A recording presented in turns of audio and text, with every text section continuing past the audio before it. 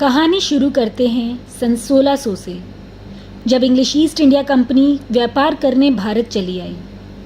कुछ समय व्यतीत कर इंग्लिश ईस्ट इंडिया कंपनी को जल्द ही एहसास हो गया कि भारत व्यापार के क्षेत्र में काफ़ी बेहतरीन अवसर दे सकता है, जिससे अधिक से अधिक मुनाफा कमाया जा सकता है।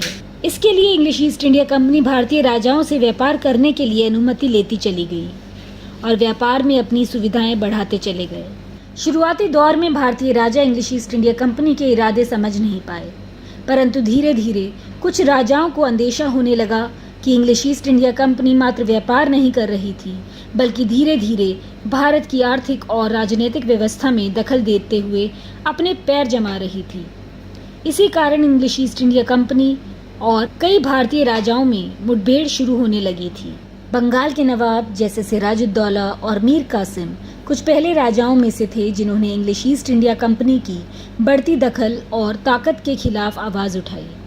इसी चलते भारतीय इतिहास की दो महत्वपूर्ण लड़ाई लड़ी गई। सन 1757 में प्लासी की लड़ाई और सन 1764 में बक्सर की लड़ाई। दुखद बात ये थी कि इन दोनों लड़ाइयों में इंग्लिश ईस्ट इंडिया कंपनी विजय रही और बंगाल के नवाब हार गए। इसी के साथ इंग्लिश ईस्ट इंडिया कंपनी सामाजिक, प्रशासनिक और राजनीतिक तौर पर अपनी दखल बढ़ाते चले गए ताकि उनका आर्थिक मुनाफा और गहरा होता चला जाए।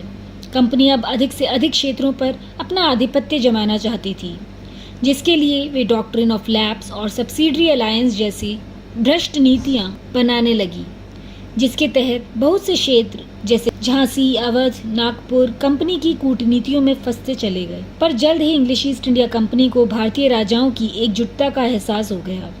यह वक्त था 1857 की क्रांति का। झांसी की रानी मंगल पांडे, तांते टोपे की कहानियां आज भी उस वक्त का एहसास दिलाती हैं।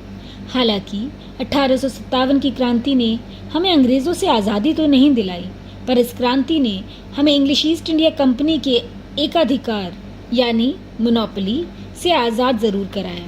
अगले साल सन 1858 में इंग्लैंड की रानी की उद्घोषणा that is queen's proclamation of 1858 के साथ ब्रिटिश सरकार ने भारत की समस्याओं का बागडोर कंपनी से अपने हाथों में ले लिया। इस उद्घोषणा का उद्देश्य भारतीयों को शांत कराना था ताकि 1857 जैसी क्रांति को रोका जा सके। अब एक तरफ तो ब्रिटिश सरकार भारत में अपनी प्रशासनिक दबाव को सुदृढ़ कर रही थी और दूसरी तरफ भारत में शिक्षित वर्ग अपनी जागरूकता से हक की लड़ाई शुरू कर रहे थे और राजनीतिक प्रतिनिधित्व मतलब पॉलिटिकल रिप्रेजेंटेशन के लिए सरकार पर जोर डाल रहे थे। इसी के साथ सन 1885 में इंडियन नेशनल कांग्रेस का गठन किया गया ताकि आम जनता की समस्याओं का निदान किया जा सके। सन 1885 से सन 1947 तक इंडियन नेशनल कांग्रेस के नेताओं का योगदान भुलाया नहीं जा सकता। भारतीयों की बढ़ती एकजुटता को देख अंग्रेजों ने फूट डालो और शासन करो जैसी कूटनीति को हिंदू मुसलमान के एकता के खिलाफ इस्तेमाल करना शुरू कर दिया। 1905 में बंगाल विभाजन इसी कूटनीति का प्रतिबिंब था। लॉर्ड कर्जन ने बंगाल को हिंदू और मुसलमान की जनसंख्या के अनुसार विभाजित किया था, पर इस विभाजन को भारतीयों ने स्वदेशी आंदोलन के साथ अस्वीकार किया। विदेशी सामान को जलाया गया और भारतीय सामान को बढ़ावा दिया गया। इसके बाद ब्रिटिश राज में एक नया चरण आया। ये वक्त था प्रथम विश्व युद्ध का, सन 1914 से 1919। इस समय ब्रिटिश सरकार भारतीयों को जबरदस्ती सेना में भर्ती कर रही थी। इतना ही नहीं, युद्ध के खर्चे के लिए भी भारतीयों पर निर्भर थी, जो कर यानी टैक्स वसूली से इकट्ठा किया जा रहा था। और जब प्रथम विश्व युद्ध खत्म हुआ तब भारतीय अपनी कुछ समस्याओं का समाधान चाहते थे। उसकी निदान की जगह ब्रिटिश सरकार और सख्ती पर उतर आई। मार्शल लॉ और रॉलेट एक्ट को पास किया गया और भारतीयों पर सख्ती बरती गई और इन्हीं कानून के चलते 13 अप्रैल 1919 को जलियांवाला बाग में कई भारतीयों को मौत के घाट उतार दिया। ऐसे मुश्किल दौर में गांधी जी का आना एक प्रभावपूर्ण कदम था। उन्होंने भारतीयों के समर्थन में सत्याग्रहों का संगठन किया। 1919-20 में गांधी जी को भारतीयों का भारी रूप से समर्थन मिला, जिससे असहयोग आंदोलन यानी नॉन कोऑपरेशन मूवमेंट चरम सीमा पर पहुंच गया। देश भर में लोग इस आंदोलन का भाग बने। मोहम्मद अली और शौकत अली इस आंदोलन के अहम भागीदार रहे, जो मुस्लिम वर्ग के लोगों को ब्रिटिश सरकार के खिलाफ एकजुट कर रहे थे। असहयोग आंदोलन के दौरान भारतीय सामान को प्रोत्साहन दिया गया और विदेशी सामान को जला दिया गया। इस दौरान ब्रिटिश सरकार को काफ़ी आर्थिक नुकसान सहना पड़ा। अब एक ऐसा दौर शुरू हुआ जब कई भारतीय क्रांतिकारी ब्रिटिश सरकार के खिलाफ आवाज़ उठा रहे थे। ये क्रांतिकारी कई भारतीयों को जागरूक बनाने के साथ साथ हिम्मत भी दे रहे थे।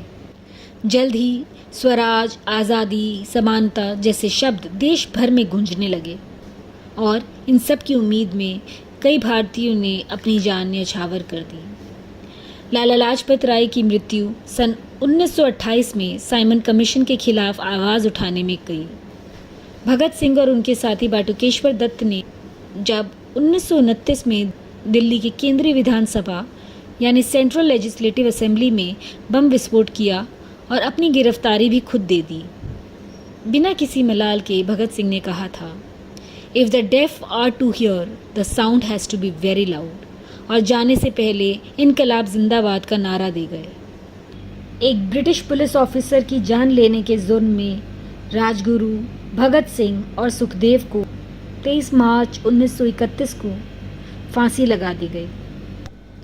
तुम मुझे खून दो, मैं तुम्हें आज़ादी दूंगा। सुभाष चंद्र बोस, जिन्होंने 1921 में इंडियन सिविल सर्विस से इस्तीफा दे अपनी ज़िंदगी को देश के नाम करने का फैसला लिया ताकि देश को आज़ादी दिला सकें। उनकी वजह से जय हिंद का नारा देश भर में गूंजा। उनकी सेना आज़ाद हिंद फौज ब्रिटिश सरकार के लिए एक खौफनाक कदम था। इन सभी के साथ और भी कई क्रांतिकारी थे, जैसे चंद्रशेखर आज़ाद, राम प्रसाद बिस्मिल, अशफाकुल्ला खान, और इनके अलावा हज़ारों और भी थे जो रोज़ आज़ादी की ओर बिना किसी डर के बढ़ रहे थे। सभी के नाम इतिहास के पन्नों पर तो ना आ सके, पर उनका बलिदान किसी बड़े नेता से कम भी नहीं था। ऐसे ही भारतीय राष्ट्रीय आंदोलन आगे बढ़ता चला गया। सन 1930 में शुरू हुआ सविनय अवज्ञा आंदोलन और 1942 में भारत छोड़ो आंदोलन। भारतीय अब बस एक दिशा में चल रहे थे कि किसी भी तरह ब्रिटिश राज को खत्म कर भारत को आज़ाद किया जाए। हर वर्ग के लोग एकजुट होने लगे थे। जब 1945 में द्वितीय विश्व युद्ध समाप्त हुआ, तब साम्राज्यवाद के खिलाफ भारत और विश्व में आवाज़ और बुलंद हो गई। तब ब्रिटिश सरकार ने सत्ता भारतीयों को सौंपने का निर्णय लेना शुरू किया और जल्द ही 15 अगस्त 1947 को भारत में आज़ाद झंडा फहराया गया और पहली बार स्वतंत्रता दिवस मनाया गया। भारतीय स्वतंत्रता का ये पूरा सफ़र आसान नहीं था। इसमें दर्द था, बलिदान था, प्यार था, निष्ठा थी और अपनी मातृभूमि को आज़ाद देखने का सपना था। लेकिन आज जब हमारी आज़ादी के 7 दशक से अधिक हो गए हैं, क्या हम सही मायने में भगत सिंह, चंद्रशेखर आज़ाद या गांधी जी के बलिदान को सलामी दे पा रहे हैं? क्या हमारे स्वतंत्रता सेनानियों ने बलिदान सांप्रदायिकता, भ्रष्टाचार और घृणा के लिए दिया था? सरकार को दोषी ठहराना और देश की बुरी हालत पर चर्चा करते हुए किसी और देश में बस जाना तो गांधी जी और सुभाष चंद्र बोस के लिए भी मुश्किल नहीं था। शायद वे भी एक आसान और आरामदेह जीवन व्यतीत कर सकते थे, पर उन्होंने बाकी भारतीयों को आज़ाद करना ज़्यादा ज़रूरी समझा। तो सरकार की, एजुकेशन सिस्टम की, ट्रैफिक की या गरीबी की आलोचना करने से पहले ज़रूर सोचिएगा कि एक आज़ाद नागरिक होने के नाते आपकी क्या भूमिका है, जो देश में किसी भी बदलाव लाने में संपूर्ण रूप से सक्षम है। अपने अधिकार के साथ साथ अपने कर्तव्यों को भी पढ़ें। अगर गांधी जी अंग्रेज़ों की तानाशाही में बुलंद कदम उठा सकते थे, तो हम लोकतंत्र में तो कदम प्रगति की ओर बढ़ा ही सकते हैं।